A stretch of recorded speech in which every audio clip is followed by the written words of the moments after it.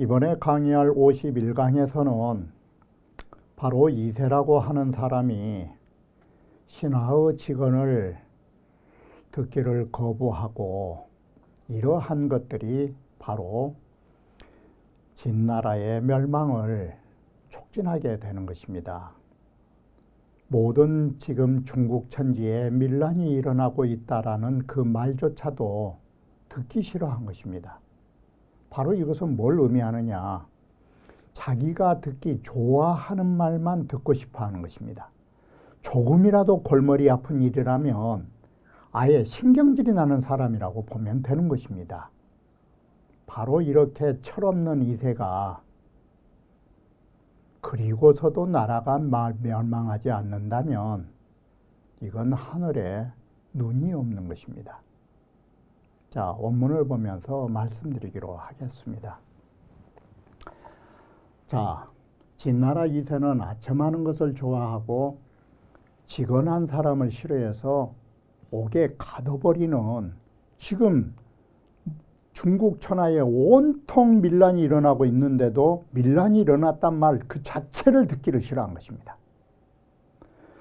알자가 사신을 갖다가 저 동쪽으로부터 조정에 와서 이 판자로문의언을 반란을 일으킨 사람이 있다라는 것으로서 알려드렸더니, 말씀드렸더니 이세가 성질을 내가지고 그를 저 옥리에게 내려보내서 가다버리니 뒤에 사신이 이르렀을 적에 거듭말 했다가는 감옥 간다라는 사실을 알았기 때문에 뒷사람들이 왔을 적에 이세가 그에게 물은데 대답을 뭐라 하느냐? 군도는 아이고 좀 많은 도둑들은 서절구투니 뭐 생쥐 같은 도둑이고 뭐 도둑개 같은 애들이라고, 이 말이에요. 우리말로 하면 뭐 생쥐와 도둑개 같은, 도둑쥐 도둑개라는 말과 같아요. 뭐 도둑개와 같은 그런 것이니 부족의아니다. 걱정할 게 없습니다. 그러자 이세가 좋아하더라 라고 말한 것입니다. 자, 그런데 의병으로 다시 오면 무신군이 조나라를 항복시키고 스스로 여기는 조항이 됩니다. 당시에 이렇게 의병들이 일어나 가지고 모든 사람들이 자기가 왕이 되는 것입니다. 이와 같이 조립석패를 합니다. 아침에 섰다가 저녁이면 멸망해버리는, 결국은 초한으로 귀결되는 형세로 지금 나가게 되는 것입니다. 그러나 앞서 말씀드렸던 것처럼 아침에 섰다가 저녁에 망할지라도 진나라의 힘을 분산시켜줬고 또한 초한으로 연합 세력을 구축할 수 있었다라는 점에서 보면 그들의 역할을 높이 평가해야 된다라고 말씀드린 것입니다. 진왕이 진인 무신으로, 진왕이 진인인 무신으로 하여금 장군을 삼고 장의와 진여로 좌우 교의를 삼아서 여졸 2천이나야 2,000명 병사를 주어서 조나라를 따라 정복하게 하고 주문이란 장수로 하여금 서쪽으로 진나라를 공격하게 했더라. 자, 이와 같이 진인 무신이라고 하는 등이 행군을 하면서 병사를 거둔다라는 말은 계속 정복해 나가면서 그 고을에 살고 있는 병사들을 수집을 하죠. 그래가지고 바로 2,000명이었다가 계속 행군을 하면서 병사 주워 모은 것이 수만인에 이르러 버린 것입니다.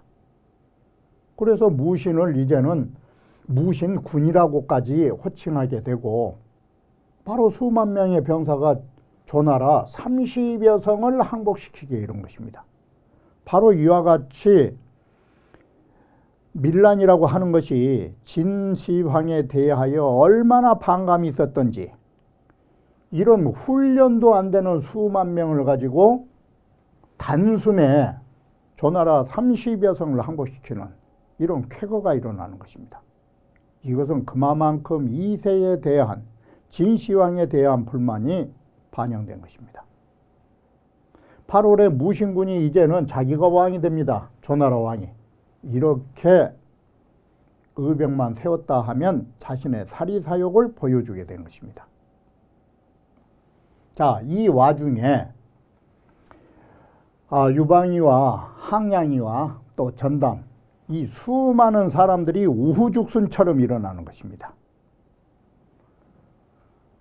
마지막 진나라의 사슴을 잡았던 유방은 기병을 패하고 패땅에서 군사를 일으켰고, 자, 여기서 눈여겨볼 것은 환고제는 처음 이 의병을 일으킬 때가 36, 8, 거의 40을 맞이한 중년의 나이에 일으키게 됩니다. 그리고 3년 뒤 41살 때 자령이 항복을 하게 됩니다. 그리고 여기 역시도 환고조 역시도 12년간 왕위에 올랐다가 53세로 죽게 되는 것입니다. 그런데 이때 하상인 항량은 온 땅에서 의병을 일으키는데 자기 숙부를 따라서 황후가 처음 일어날 때 황후 나이가 몇 살이냐? 24살입니다. 그러니까 황고조하고 황후하고를 비교해보면 20대 초반에 팔팔한 사람하고 30대 후반에 중년하고 양대 세력이 나눠진 것입니다. 바로 이 나이 어린 사람에게 황고조는 천하를 마지막 얻기 전까지는 딸싹을 못한 것입니다. 이 어린 사람에게. 그리고 3년 만에 마침내 오제우의 병사의 장수가 되어가지고 진나라를 멸망시키고 천자로서 권한을 가지고 천하를 모두 땅덩어리를 나누어서 왕후를 봉해준 것입니다. 그 당시 모든 정치는 황후에 의해서 나온 것입니다. 그리고 황후는 패왕이라고 말하는 것입니다. 이래서 초패왕이 되는 것입니다. 자, 그런데 고제가 5년 만에 마침내 그 나라를 멸망시키니 황후 나이 몇 살에 죽었느냐? 32살에 죽은 것입니다. 의병을 세운 지 8년 만에 죽은 것입니다. 딱 의병을 세운 지 3년 만에 천하를 통일해버리고 그리고 다시 황고조와의 싸움에서 5년간을 끓게 된 것입니다. 그러다가 황후는 32살로 죽는 것입니다. 이게 지금 초나라, 환나라의 대세인 것입니다. 적인 전담도 제 나라에서 의병을 일으켰다. 자, 바로 우리는 가장 주목한 것이 유방의 의병인 것입니다. 유방이 그 의병을 일으킨 것이 환나라의 창업의 기반이 되기 때문에 그런 것입니다. 바로 여기에서 창업의 기반이 되는 유병의 의병을 살펴보면 5단락으로 구성되어 있습니다. 바로 천하 대사를 위해서 집안의 하찮은 농사 같은 일을 살펴보지 않는다라는 큰 도량을 지녔다라고 하는 것입니다. 그리고 관상쟁이의 딸 여후를 아내로 맞이하게 되는데 아마 중국 역사상의 표독한 여인으로 여후와 이 여태우만한 사람이 아마 없을 것입니다. 도저히 인간으로 할 수 없는 일도 자행했던 여태우, 이런 표독한 여인이 아내가 되는 것입니다. 이 사람 역시 환나라의 창업의 절대적인 공신으로서 존재하는 것입니다. 유방이 거처한 데는 천자의 계상이 있어서 천자의 광채가 나다라고 봤던 것입니다. 여기 역시도 진승처럼 도착할 시기를 놓쳐버리자 데리고 갔던 모든 사람을 풀어줘 버린 것입니다. 여산으로 보내지는 여산 가는 길에 바로 유방이가 시기를 놓치자 노역군들을 풀어줘 버리고 의병을 일으킨 것입니다. 그리고 앞에도 말했듯이 신의 가탁에서 민중들을 속이는 것입니다. 황고조 역시 그럴 가능성이 큰 것입니다. 이건 황당한 것입니다. 가는 도중에 흰뱀을 칼로 뽑아서 죽였는데 이것이 환나라가 진나라를 대신할 수 있는 조짐으로 이걸 신탁을 한 것입니다. 이 신탁이 두 가지입니다. 천자의 기상이 보인다라고 하는 것도 일종의 이게 탁신 개념인 것입니다. 신의 이름을 빌려서 민중을 계도한 것입니다.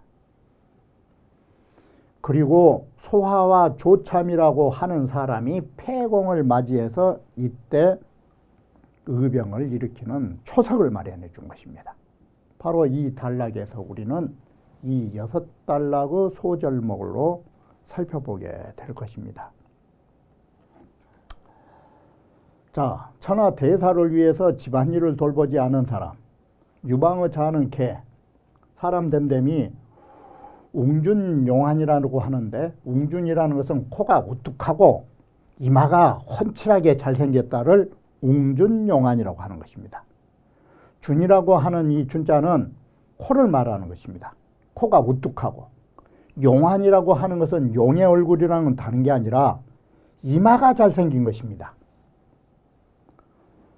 그리고 왼쪽 허벅지에 72개의 검은 점이 있고 몸에 이러한 특징을 가지고 있고 사람이 애인희시하야 사람을 사랑하고 남 주기를 좋아해서 화려해야 하고 뜻이 툭 튀어 있고 활자가 상유대도하야 항상 큰 도량을 가지고서 불사 가인 생산 작업이러라.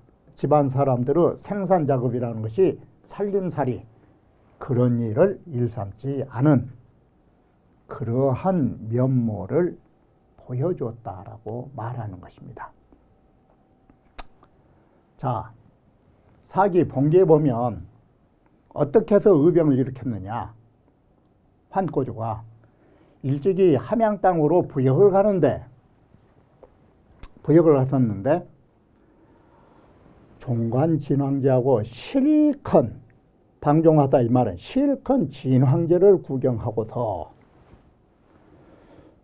사고의 주에 보면 종은 방야라 천자 출행할 때 사람을 모두 풀어가지고 보도록 했는데 그때 실컷 그때 보고 탄식을 해요. 아, 차와라. 대장부 탕자차이라. 대장부가 살려면 진시황처럼 이렇게 살아야지.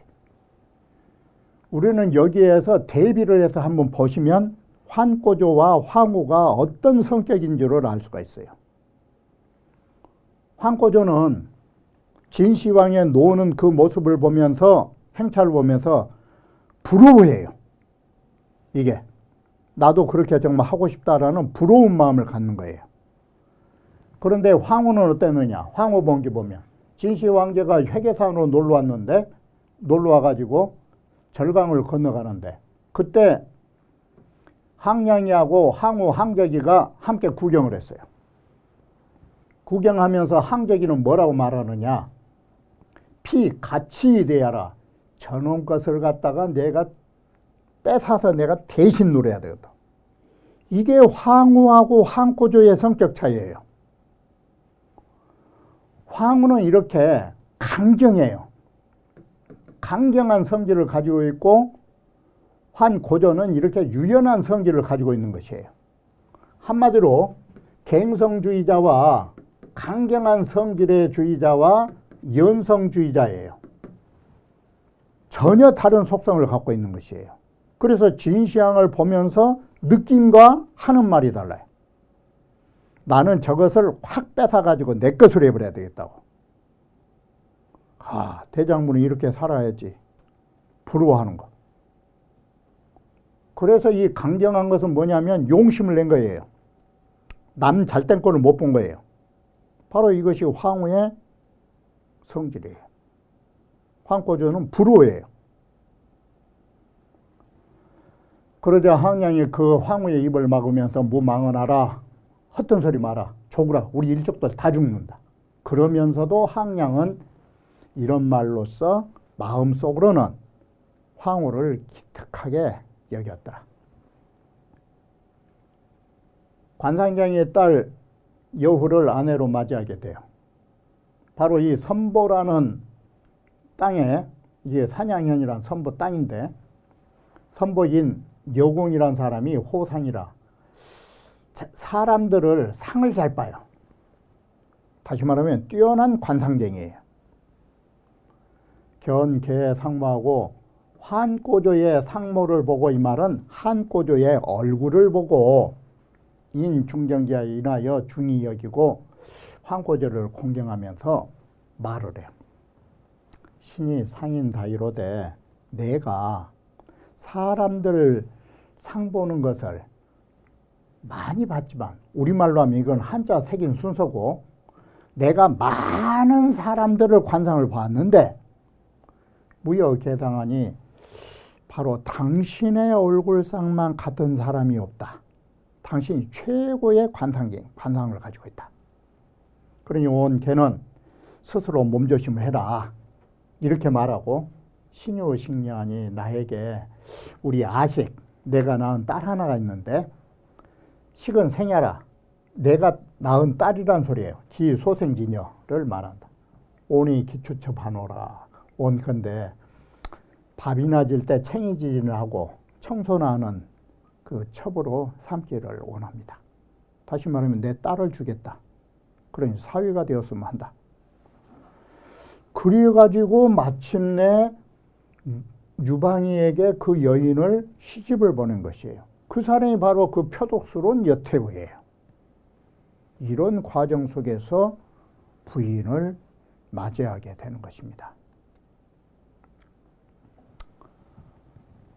그리고 유방이 거처한 데는 천자의 기상이 피어오른다라고 말하고 있어요. 이게 진시황제가 일찍이 말하기를 동남의 유 천자기라 동남쪽에 가면 천자기상이 있다라고 하여 이에 인동류의 앞제언을 동류로 인해서 동쪽 태산 가는 그쪽으로 인하는 발길에 압이라고 하는 것은 뭔 말이냐면 그 기운을 눌린다 이 소리예요. 마치 우리나라에서도 어느 곳이 명당터여서 대대로 제왕들이 나온다 하니까 바로 조선조 왕 어느 분이 그러면 내 자손은 어떻게 될 거냐고. 그래서 그 기운을 눌리기 위해서 산등성에다가 숯불을 펴갖고 진압하는 유들이 그런 것이에요. 기운을 눌린다는 것이. 걔가 판꼬조가 곧 스스로 내가 천자의 기상을 갖고 있는가 자기가 의심해가지고 자기가 도망해서 숨었어요. 그래 어느 망탕 그 산택간이러니 바로 망산과 이런 탕산에 산속에 운동했는데 여후가 여인으로 구구에 여후가 남들하고 함께 모두 구자는 찾은 거예요. 황꼬지 어디 숨었지? 라고 찾다 보면 항상 찾아내요. 득자는 찾아냈다 이 소리예요. 항상 얻어냈다가 찾아냈다. 그래서 유방이가 이상하게 생각해서 물었다. 어떻게 그렇게 나를 잘 찾아내냐고.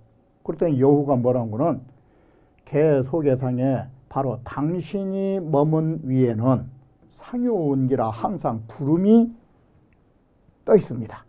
이게 이제 천자기예요. 당신이 계신 곳에는 구름이 둥실둥실 떠 있습니다. 그러므로 종왕이면 그 구름 따라서 찾아가면 상득계라 항상 당신을 찾을 수 있었습니다. 그러자 이런 소문을 패중 자제들이 듣고 다욕부자러라. 바로 부자가 부하고자 한 자가 많았다 소리는 뭔 말이냐면 황꼬조 밑으로 들어와서 의병을 함께해서 출세하려고 하는 사람이 많았다 이 소리예요. 바로 이것이 신의 가탁에서 얼마든지 대중들을 선동할 수 있는 것이에요. 자, 이런 일이 있었고 여산의 부역자를 이제 풀어줘 버리는데 바로 실기를 해서 도착할 기약을 시기를 놓쳐서 여산으로 보내지는 노역군들을 회종 모두 풀어줘 버렸다. 처음에 사상 정장이라고 하는 하찮은 정장볕을 했어요. 그래서 위현, 송도, 여산 이러니 그 현을 위하여 이 말은 현의 일로 여산으로 노역군을 보내게 되었는데 도다도망이라 노역군들이 도망이란 말은 중도에서 도망한 사람이 많았더라. 그래서 자탁비지에 스스로 헤아려 보니 도착할 쯤에 미칠 빚자 도착할 쯤에 미쳐서는 개망지하고 모두 도망가 버릴 것 같아요. 이래저래. 그래서 내 해종 소송도할 이에 지금 보내지는 노역군, 여산으로 보내지는 노역군들을 해종 모두 풀어줘 버리고 이런 말에 공동은 개거하라. 당신들은 모두 가시오. 오역 종차서이라 나도 또한 이로부터 내 갈 길을 가겠소. 그러자 도중에 장사 원종자 10여인이라 그 노역하는 가운데 힘께나 쓰는 사람으로 황꼬조하고 함께 가기를 원한 사람이 몇 명이었느냐? 10명에서 시작한 거예요. 황꼬조의 의병은 정말 초라하기 짝이 없어요.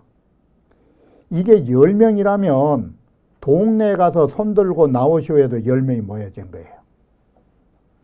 이렇게 황꼬조는 처음에 시작은 정말로 미약하기 짝이 없었던 것입니다. 어느 종교의 말대로 참 시작은 미약했지만 그 끝은 창대한 그러한 것을 실현한 사람이 황꼬조의 통일이라 말할 수 있는 것입니다. 그러면 이번 강의는 여기에서 마치고 나머지 부분은 다음 강의에 이어서 말씀드리기로 하겠습니다.